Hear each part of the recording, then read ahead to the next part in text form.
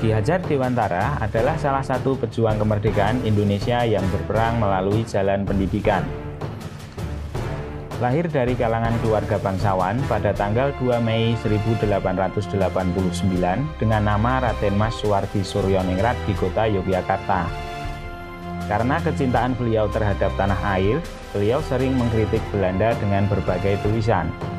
Salah satu tulisan tersebut berjudul "Seandainya Aku Seorang Belanda", mengakibatkan beliau harus diasingkan ke negara Belanda.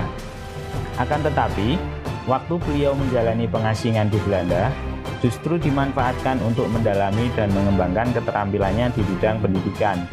Sebagai wujud pergerakan beliau untuk memajukan pendidikan di Indonesia, pada tahun 1922 beliau mendirikan sekolah bernama Taman Siswa dengan tujuan untuk memberikan hak dan kesempatan yang sama bagi rakyat dalam memperoleh pendidikan. Beliau menghilangkan gelar kebangsawanannya menjadi Ki Hajar Dewantara agar perjuangannya lebih mudah diterima oleh masyarakat.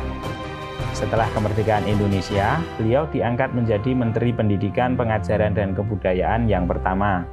Ki Hajar Dewantara wafat pada tahun 1959.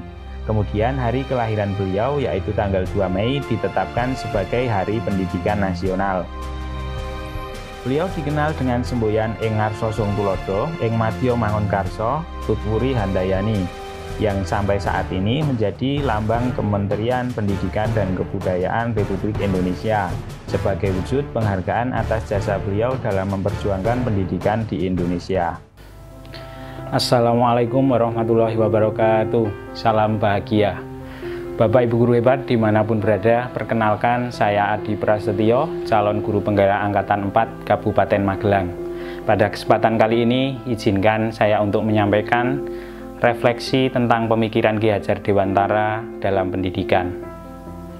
Pada dasarnya, pendidikan itu adalah untuk menuntun segala kekuatan kodrat yang ada pada diri anak, agar anak-anak dapat mencapai kebahagiaan dan keselamatan yang setinggi-tingginya sebagai manusia maupun sebagai anggota masyarakat.